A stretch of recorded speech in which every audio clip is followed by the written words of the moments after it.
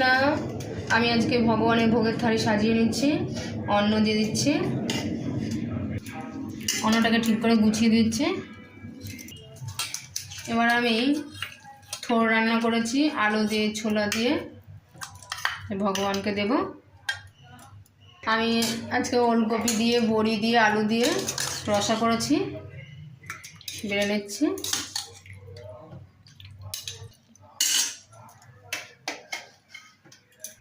আমি আরেকটা নতুন রেসিপি করেছি, লাউ দিয়ে টক পালং দিয়ে করেছি।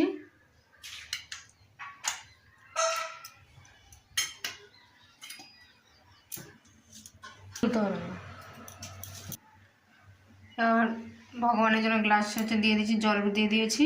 এবার আমি তুলসী পাতা সব ভোগের উপর দিয়ে দেবো, সব কটার মধ্যে।